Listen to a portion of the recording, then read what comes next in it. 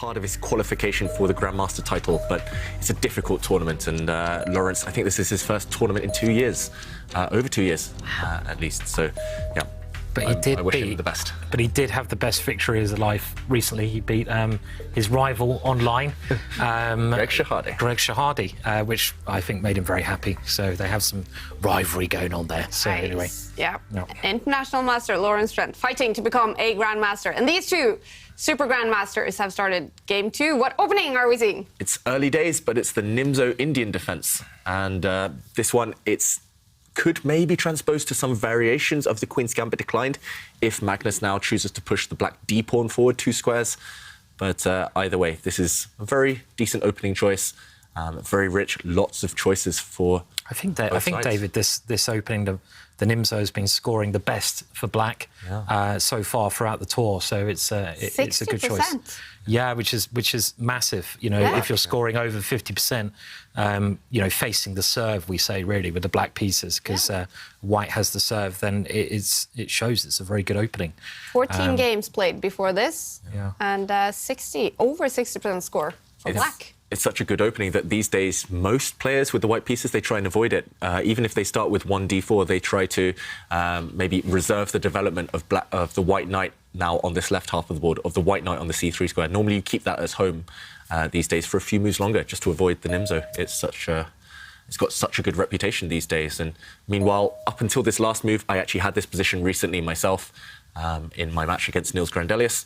But now we might be heading towards some of the main lines. We might see a trade of a set of pawns in the centre. Magnus now just choosing. Black has so many options. Black's knight can come out now. Black can push a variety of different pawns. Black can trade off a set of pawns in the centre. White's plan is much more simple. OK, maximum tension now in the middle of the board with pawns. White is just going to castle the king, most likely. That is the main move. And also, apparently, first time Magnus plays this opening in the tour. Oh, really? This season, yeah. Okay. I have 0 games in Nimzo Indian for Magnus Carlsen. OK, OK. Magnus, though, the reason that surprises me, Kaya, is because it has been his main opening for the last, I mean, I think pretty much since he was a child as black. So that shows on the tour he's been experimenting so much, trying to kind of show off these new ideas in lots of different openings that he's now finally, against his main rival Ding, he's come back to his old favourite. Ooh. It's quite interesting. I was just thinking about what Lawrence said there about it's very important, the World Championships, who is qualifying from the candidates, which is not that far off now, to decide if Magnus plays. And I'm just thinking, which names will Magnus play against and which won't he play against? And he's already said if Firouzja qualifies, he'd play for the World Championships then. But who else? Maybe, I mean, I was thinking off the top of my head, maybe Ding and maybe Hikaru. Maybe they're the 3 players that will tempt him to go for the World Championships again. But obviously, it's a massive thing. You know, I think most of us would love to see him play in the World Championships, and I kind of hope he changes his mind really about that. But, you know, I can understand why he might not as well. Yeah, I mean, 14 high-quality games between these two to decide a world title. That would be amazing to watch. Meanwhile, we did see Ding kind of just put his hand over his eyes a few moments ago. That's because he's just trying to remember what to do here. He's definitely studied this position before, and the white king finally goes to castle. So temporarily, white is 1 pawn up, but if you look at the white pawn on the c5 square in the black half, that pawn is about to drop any moment. So we will see a position with level material, but black will have an isolated pawn in the middle of the board. Curiously, just checking the database, I can see that Magnus hasn't actually had any games in this particular line with the black pieces, but guess what? He's faced it with the white pieces. It was in 2017 against Wesley So, and it was a game he lost. OK, so Magnus lost with white, now he's playing it with black. You see that a lot from the top grandmasters in the world. They learn from their own games. I think that's a lesson for everyone at home. If you lose against an opening, or if you don't feel comfortable on one side of an opening, often it means you should be playing the other side. You should, for example, if you don't like this position with white, play it with the black pieces. And do you remember all of your over-the-board losses? No. For me, no. Definitely not. No, I mean, I've lived too long to remember all those ones. There's hundreds of them, so it'd be a really long list. I do remember some of the more painful ones, though. I think some games, you know, they're like scars. They stick with you for life, and you know won't forget them. And maybe you remember more bad losses than wins. I don't know.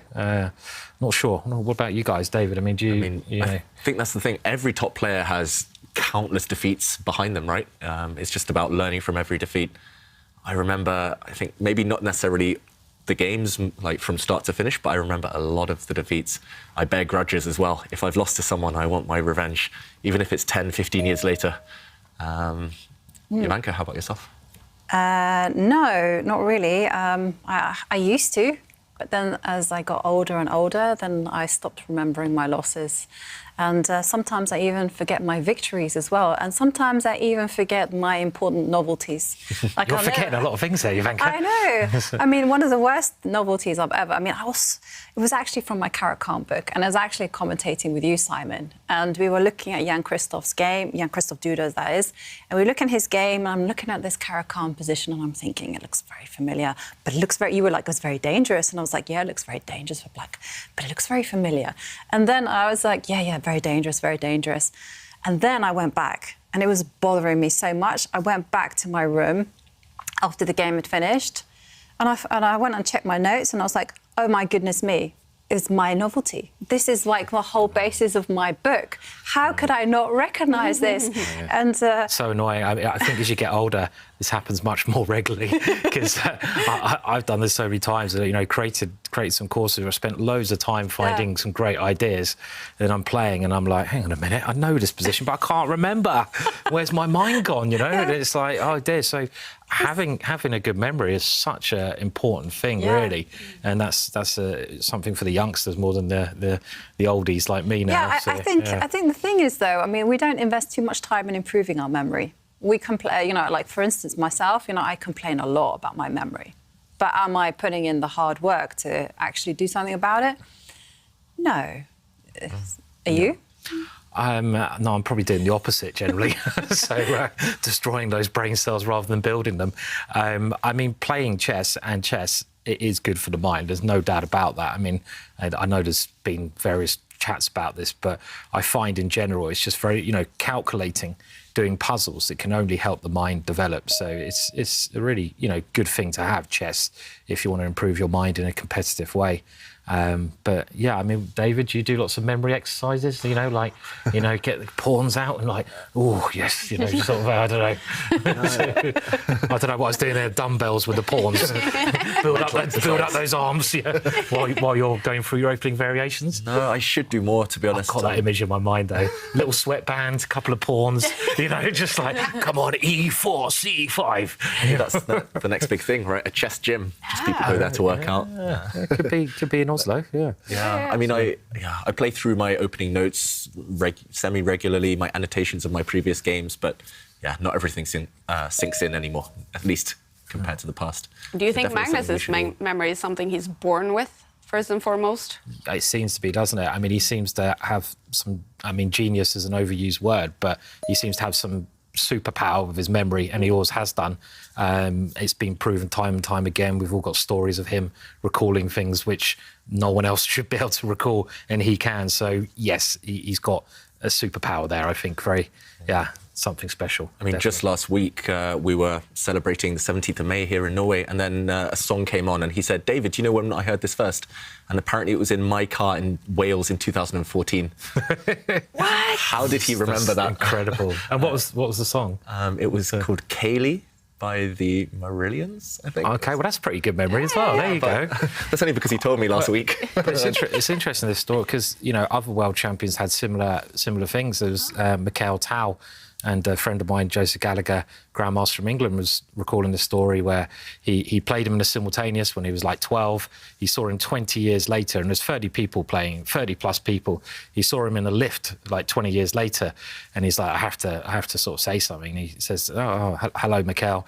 I played you in a simultaneous in England, and you're thinking that you would have no idea at all. And Mikhail goes, oh, right, oh, yeah, just got a bit more information. He said, oh, it was this variation. And Mikhail said, oh, yes, you should have played blah, blah, blah, like bishop takes f6 on move 22, and then you would have been winning. And it's like, how on earth could you recall from 30 games one move variation from 20 years ago? When you're, I mean, can you remember any simultaneous games you play? I certainly can't. The ones who gave me some trouble, yes, I remember them. You can remember them, right? Yeah, I mean, it just goes in one ear out the other for me. This simultaneous is generally, but it's an incredible stories you hear about these super feats of the mind, really. To do with chess. And yeah, Magnus certainly has it. I mean, recording that song is quite incredible. It is incredible. I mean, I think the trick is just keeping the mind active. I mean, Magnus, he constantly does quizzes. He's constantly trying to research new things, keeping his mind active as possible. So I don't think he's specifically trying to train his memory or just his memory. I think it's just kind of, obviously he has that kind of natural sponge-like brain, but yeah, he's definitely pushing himself all the time. And meanwhile, if we get back to the current position, it has changed slightly, but not too much. Right now, Black has regained the pawn that he temporarily sacrificed, and White's queen has just come out. Black's pieces are nice and active, but Black's pawn structure is slightly compromised. So just to jump in to show what is likely to be a factor over the next 10, 15 moves, it's all about this isolated pawn. And we've talked about this a lot, actually, throughout the event, throughout the Chessable Masters. This isolated pawn comes from a whole variety of openings. It comes from the Queen's Gambit, it comes from the Caro-Kann, it comes from the French defence. And here they will be using pattern recognition to try and figure out how to compensate for this weakness in his position here, Magnus. This is a weakness, but also White's queen, at least for now, attacking this pawn. So you can defend that in a couple of ways. For example, you can bring your knight to this square. It looks a bit weird, but at least you defend the centre. You block the White queen. Another alternative would be to try and maybe just bring the Black queen out to challenge the White queen. Lots of options here. At some point, Magnus will be looking for an opportunity to maybe push this pawn, to trade off his weakness. But for now, White is covering that square with his knight and with his pawn. Could he go active here, David? I mean, could he when you've got the isolated pawn, you really don't want to generally exchange queens and go passive, but could he throw a knight into the centre of the board? I mean, I don't know if you can just take that pawn in the middle, but I mean, you'd like to do something active if you can, I feel. I mean, it's a common idea, right? Yeah. Having an isolated pawn, the benefits are that you control a lot of squares. This one, for example, you have an open line for your rook later on if you need it. And Simon, as you mentioned, this is definitely on Magnus's radar. Yeah. If you can play this move, it will be very good. Yeah, I mean, even if queen takes pawn, you've got a lot of play here, haven't you? I mean, even if you, I don't know, play something like knight f6, but maybe there's something stronger than that move in the position. It seems you're least active here.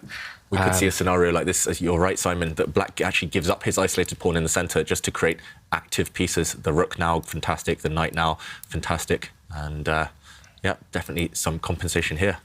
And all these things are going through Magnus's mind. Does he sacrifice this pawn? Does he passively defend it? I'm not sure whether he's disconnected Magnus. We don't see his camera right now, but he's 5 minutes down on the clock now. It is a critical moment. He needs to deal with this pawn. The threat against both of these pawns, actually, a dual threat here from Ding, but he needs to move. Yeah. He needs to come up with something. Yeah, definitely. And, well, interesting move there that you suggested, Simon. And I just wanted to talk about our quiz of the day, because we're asking, what is your best tip to improve chess openings? And a lot of people giving great advice. I have to say, I do like Mikolai's British sense of humour when he says that my way of improving openings is being brutally beaten by much better players. That's how I fixed my Queen's Gambit accepted and picked up the infamous Budapest Gambit.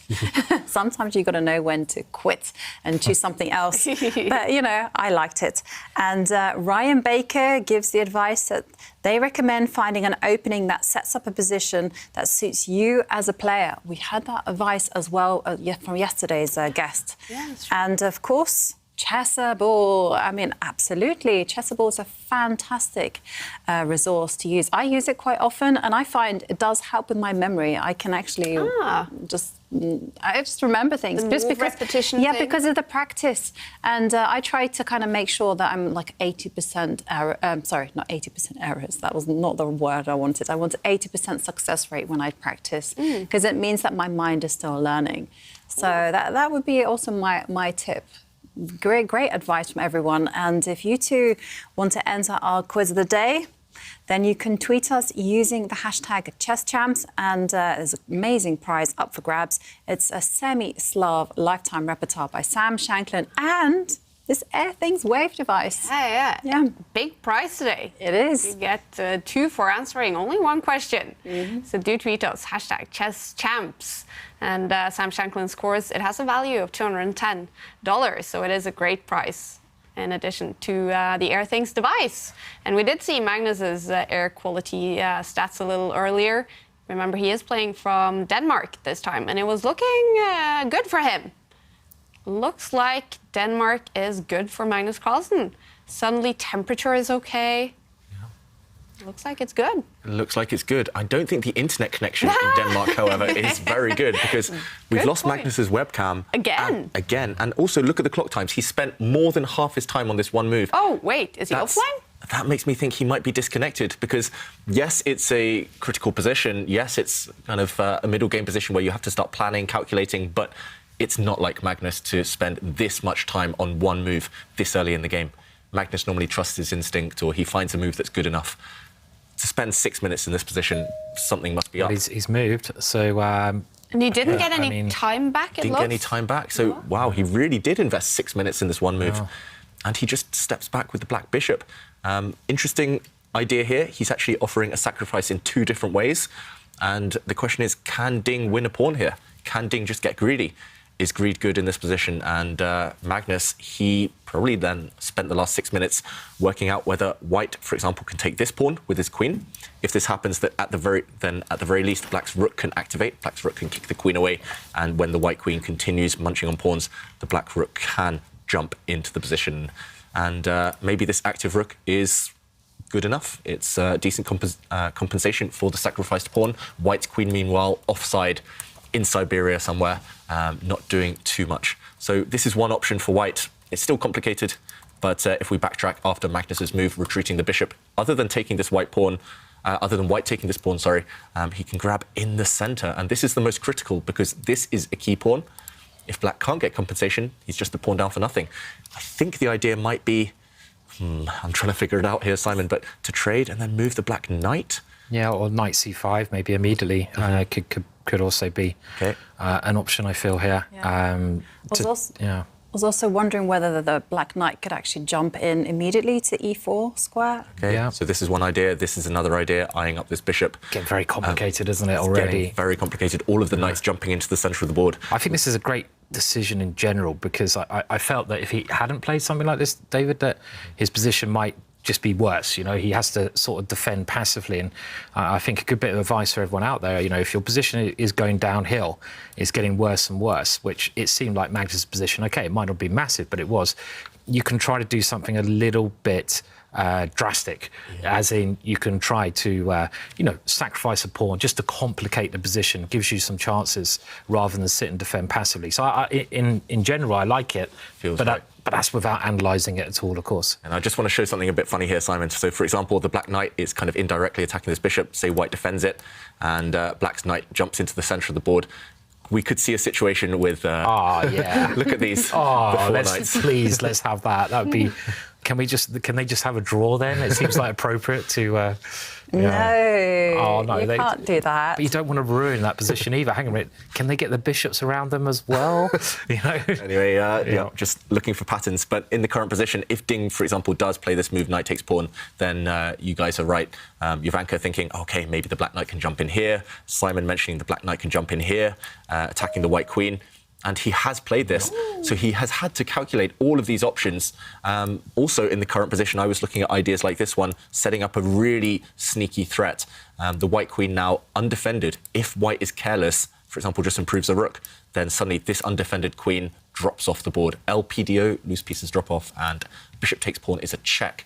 Getting rid of the bishop, gaining time against the white king, and when the bishop gets captured, then it's a discovered attack against the white queen, and black's queen pounces. So lots and lots of options here for Magnus Carlsen in the current position. Which knight is he going to move? I think he's going to move one of these knights. And, he's gone for your plan, David. Goes for this one. I'm not sure it's gone the other way. Oh, he's gone this way. Yeah. Wow. Interesting. So the idea is that this knight is offering itself up for bait. But if the knight is captured, then this actually was a bit of a pin, and black's bishop can jump in. And Bart jumps up for Ding Liren. I mean, we were surprised by this move. I'm not sure what the exact threat is as well in the current position. as Magnus maybe wants to lift his rook up the board and start hitting the white queen.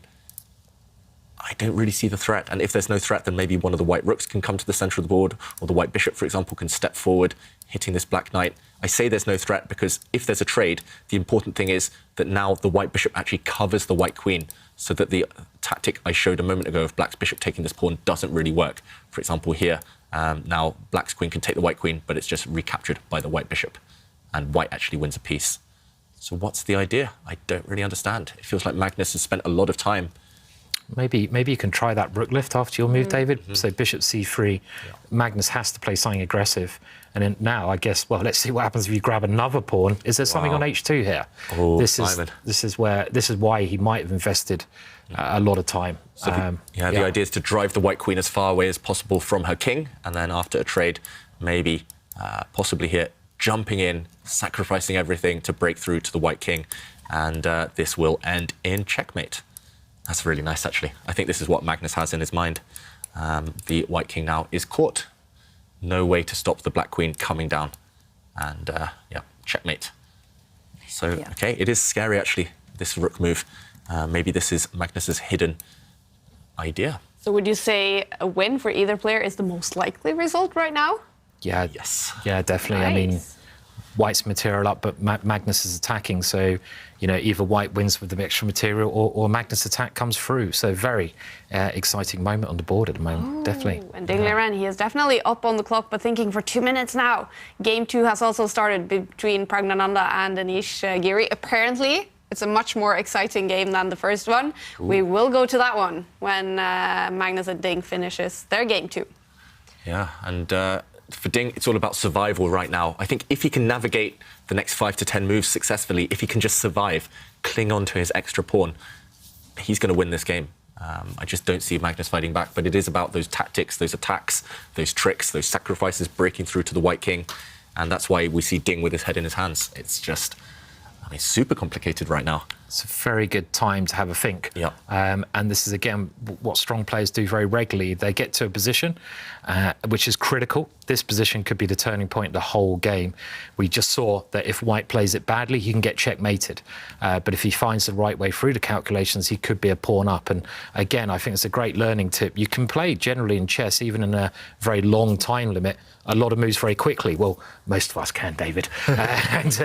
Sorry. But you can generally. But then when there's a critical moment, you have to spend a lot of time on these critical moments to work things out. But I know you do it, David, to try and work out your plan and to just to get yourself comfortable. So I was reading a book about this exact same thing, that, you know, the top players, the super grandmasters, actually, you know, they first of all orient themselves with like the actual position and then the choices.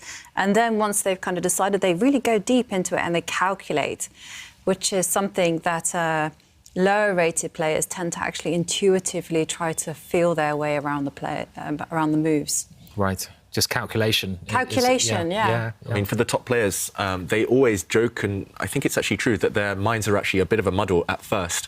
So, for example, Ding, Magnus, they're so good that you show them a position, immediately they'll see 3-4 moves ahead in one variation or maybe another variation, but only then do they have to stop, take a step back, make sure that they haven't missed anything on the journey. So often here, for example, that line we showed that ended in checkmate, Ding will see that instantly, but then he'll take a step back, he'll spend 4 or 5 minutes trying to work out, oh, where can I improve on that line? Is every move forced for me? Is every move forced for my opponent? Where are the options? And that's why they spend 4 or 5 minutes. You always see them thinking longest as well in positions where they have to plan and where they have 4 or 5 moves which look roughly the same value. So, OK, eventually he moves his rook across. Very logical. But now the big question is, can black's rook lift up the board? That's what we showed a moment ago. This rook move actually, maybe it's a bit clever because the white king does have an escape route towards the centre if it needs. So the big question for Magnus, how can he justify his pawn sacrifice? We could have a look, maybe see if the same line as before actually works there. I mean, yeah, let's go for it. So the rook does the same thing. I guess white grabs that pawn, and then black's kind of in an all-in situation here. 2 pawns down. Yeah. So he has to take on f3, opening up the bishop, and here white's got to take with the bishop, keeping his king closed. Now, does bishop takes h2 work? And they both must have looked at this quite deeply. I mean, I guess you can get away with it here just by coming to the centre, right? The difference is now the white king in this position, it looks like this is checkmate and it is inevitable, this queen coming down. But yeah, Ding, he's evacuated with his rook move, he's evacuated this key square. And now the white king can just run. It can just make its journey into the centre of the board. And it doesn't look entirely safe there, but white is actually a piece and a pawn up. Well, you have queen c4, though, and he's... Oh, no, queen takes f3. Yeah. Oh, no, but then still queen c4. And then the king comes back. OK, so it's just to show what Simon means, there's a queen check here. Yeah. So, for example, if the king walks into the wrong direction, there is a checkmate. But I think, unfortunately, the king walks back this way. And after the queen swings across again to try and checkmate, now white can safely, for example, just push a pawn. And the white queen actually keeps some key squares defended. For example, this check, and you run again. But you're right, Jovanka, this is the difference with these players, that they see these kind of things immediately, you know, straight away. They better calculate that this is safe. But if that means, what's he done? OK, he's come in then to c2, which is also very logical. It's logical, but now this rook, it does, I mean, it feels like there's a disconnect between this rook and the rest of its army. This rook is just going pawn hunting. Everything else is defended, but somehow it's a bit loose. This knight is a bit loose, this bishop is a bit loose, this bishop, it's all on an open line. Is there any, like, immediate try? I'm thinking of bishop moving to the c3 square. So white's bishop can clear out the way. Now trying to create a pin. I guess black can, for example, take this white bishop. And then bishop takes knight is the idea, and then I guess you have to retreat. Yeah, I mean, this looks very good for white, to be honest. There's a pin along this line, so black's bishop cannot take the white bishop, because now after queen takes queen, remember as well, this is a back rank checkmate. Black's king lacks escape squares. Yeah, suddenly, I mean, I don't know if Magnus calculated this right, or it feels like there's something wrong with Magnus's play somehow. I mean, all the bishop moves are possible, actually. Jovanka, you've mentioned bishop c3. You can go to b4 or even a5. Wow, yeah. I mean, you know, all of these... True. Or this one. I know, all of these actually, to me, look quite scary to Magnus, because you're forcing things on the d file and you're a pawn up, and I think it's actually Ding Liren who's got the initiative. This could be starting to be really scary. I mean, you know, does this win him some material? Wow, I mean, this is this is a scary move. Bishop b4. The more I look at that, I mean, I mean, they're all scary. What do you do? You know, they're all very. This one attacks the black queen and it unleashes the white rook. So now you're attacking this bishop with your queen. And as Simon mentioned, this other bishop jump is more flashy and maybe even more effective because you're attacking this bishop. And remember, if this black bishop moves, then black walks into this pin type of idea. Queen takes queen, and once again, this check. It's not deadly this time because the black bishop can come and block, but white has won a rook for bishop in the process. So, yeah, all these moves looking good. I just cheated. You have to go flashy. This is Flashy. A good move. And bishop a5 doesn't work. It wins on the spot, actually. Really? Wow. Wow, Really? this move wins on the spot for Ding. Yeah. OK. Oh. And what about bishop a5? Does that win as well? I mean, just Maybe That's not mentioned. Let's bring up the Stockfish suggestions. What moves does the computer want to play? We're thinking moving this bishop, but 3 big choices. And, OK, this computer at least thinks that the bishop move to this square is good. It thinks that white can simply take this black knight in the centre of the board as well. It thinks that white is doing well if you push a pawn. But as Jovanka mentioned, maybe with a bit more time, the computer will realise that this move for white is winning. So we're saying the computers can't really work this out either. We're having different views and different computers here. Yeah, so I mean, it depends on how quickly the engine processes things and sees things. But yeah, it's all about this pin. Yeah, and the key point is actually after knight takes knight. That's the only recommendation. Yeah, that you don't capture with a bishop. You capture with a pawn. Oh wow! Oh. This is difficult. It looks unnatural to take with a pawn. Open up your own king. It's incredible. If he finds this, I mean, OK. Any we know betting he's a genius, Ding, but yeah, this is another level. This is different gravy, as we say in England sometimes. Why would that be better, though, taking with the pawn, now that you... I've no idea either. Yeah. I think the idea is actually it's findable, because after the white bishop takes, suddenly the black bishop can give itself up, go on a suicide mission, give a check, then after white takes back, now the black queen jumps in, and now because you've opened up this line, if your bishop was still back here, this wouldn't work for black. But because you've opened up this line, the rook and the queen combine on this square. So black jumps in with a check, the white king moves, the black queen gives back with a check, And look at this. It's a miracle, but black saves by repeating the moves. Black's queen just goes back and forth, and it's a draw. It's a check white cannot escape from. And it is possible for Ding to calculate that if that is on the board. I think Ding would see that this is a draw, and then by process of elimination, you backtrack. Then you trace your steps back, and you realise that in this position... So he's gone for the fourth bishop move. Wow. I can't believe it. So we looked at the other 3 moves, and he's gone for number 4. Yeah. It's your favourite move, though, David? It's my favourite move. And it makes sense. We just showed this variation where the black queen ends up on this square. Oh, it takes only a few moves, but now he's protected this square with his bishop. Yeah. Maybe that's really cunning from Ding. I mean, it's so unnatural. Normally, you look forward with a bishop, you look this way, this way, this way. You're attacking pieces no matter where you go. He's not attacking anything at all. He's just taking a step back. He has, however, opened up this line, remember. And, yeah, still very, very complicated. And maybe Magnus can fight back. Ticking down on the clock as well, I think we're going to see a blunder from one of the 2 players. Ooh. Because it's that type of position. It's impossible to play perfectly. It's so complicated. Typical that Magnus has internet connection problems with his webcam in this game. I wish I could see his reactions. OK, so black's rook snacked on one of the white bishops, and now white has recaptured one of the black knights. So level material again. White just has 1 extra pawn, and this bishop's under fire. Ooh. This bishop's under fire. Ooh. So Hang on, I saw a trick. OK, So basically, the light square bishop can actually retreat itself to this particular square. To attack the queen? Yeah, and, you know, you could go queen takes bishop, and you go, well, why are you giving me a piece? And I go, well, the joke's on you, because I'm going to play rook takes bishop and distract your rook away from the defence. Deflection tactic, as we call it. This is a check. White's rook needs to move away and capture this black rook, but then the white rook loses control of its own queen. And black emerges with an extra queen. So, yeah, that would be a nice tactic from Magnus, dropping the bishop back. I guess here Ding would spot the idea and just retreat to a safe square. I'm not sure exactly where, though. Maybe just back 1 square, keeping an eye on the knight. Magnus has ticked under 2 minutes on the clock. Will he lose the first game in the semi-final? Can Ding Liren win this? Yeah, I mean, Ding... How did he play that bishop move? How did he even find it? I mean, it's such a clever idea dropping white's bishop back, but as we just showed in Jovanka's line there, that white bishop is actually a target as well, so... Even bishop takes knight here is incredibly complex. It looks like it can't be played because queen... Oh, no, it can't be played, just queen takes queen, right? Yeah. Yeah.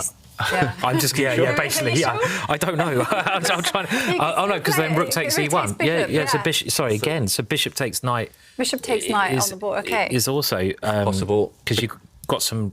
I mean, can you play the ridiculous queen takes, rook takes e3? I mean, just...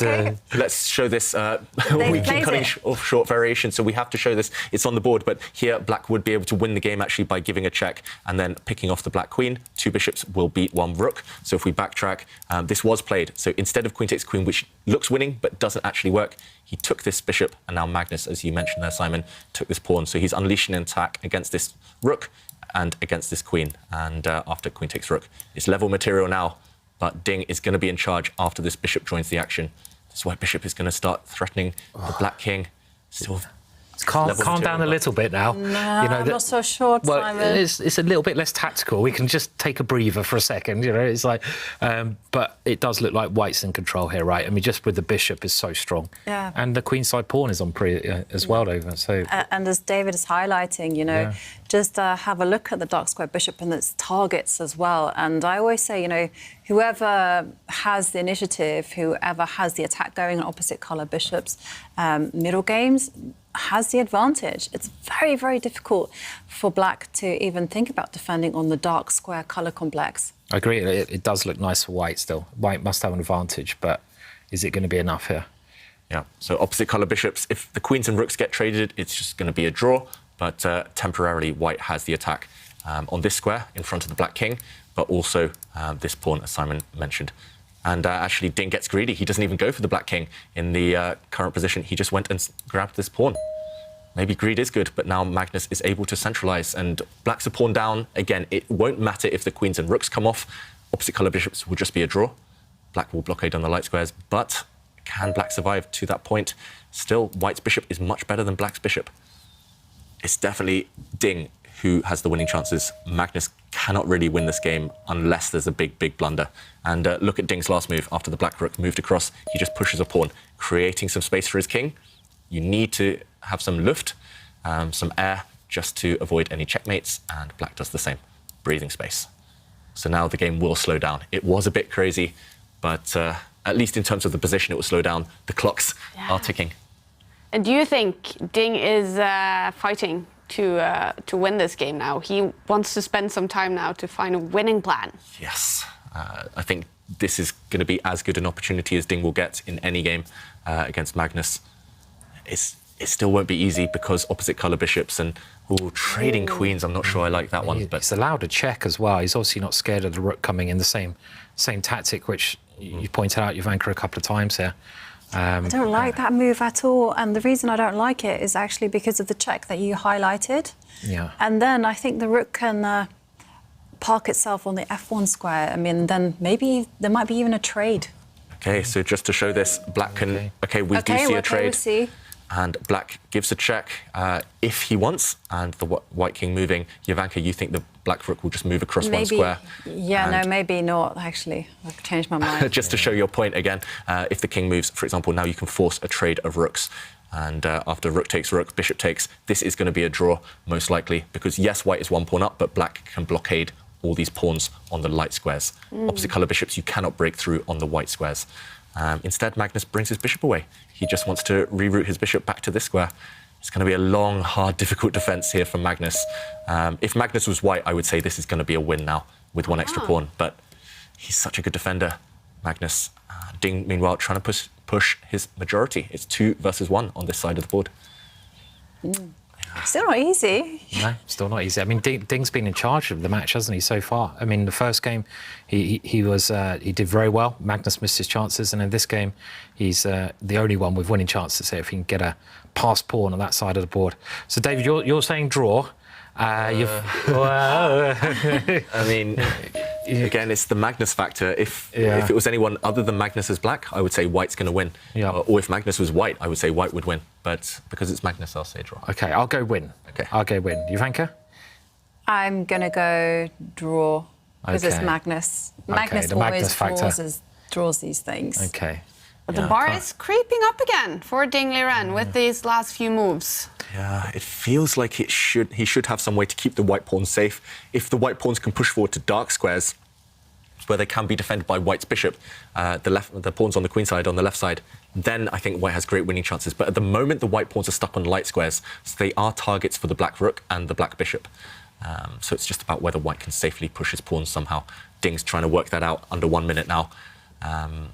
Yeah, I mean, if Michael Adams, the English #1, was on the white side here, he would win as well. He wins every single opposite colour bishop endgame with rooks when it's white dark squared bishop against the black light squared bishop. OK. But is this the clock's ticking. Ding is down to 40 seconds on the clock. Is it a position where you can make blunders? Not really. I think if you make a blunder, you just lose a pawn back, and then it will be a draw. So I think Ding is playing for 2 results, a win or a draw. Okay. I think a win for Magnus is out of the... it's just not on the cards right now. And there we go. He pushes one of his pawns forward. Black forces some weaknesses, though. Black is going for the white king and the pawns around it. Magnus playing very fast. It's committal. Black is trying to win a pawn back, but he's completely ignored white's pawns. And there they go. The pawns are marching. It's pretty sharp still. I mean, this A pawn is only a couple of squares from queening, isn't it? If you can just bring the bishop back and just shove the A pawn up the board or something similar, just try and queen it. I mean, the black rook is out of play at the moment, so he has brought the bishop back. Gaining time. And I don't know if you need to push it now, but it looks scary if you do. Yeah, I definitely think Magnus has been... OK, I really like this move from Ding. Magnus is trying to hustle here on the clock. He's trying to play as quickly as possible, as tricky as possible. Now I think the white king is going towards the black bishop. Black has won the pawn back, so it's level material, but it's all about that 2 versus 1 majority on the left side. I don't see really how Ding is going to stop them long term.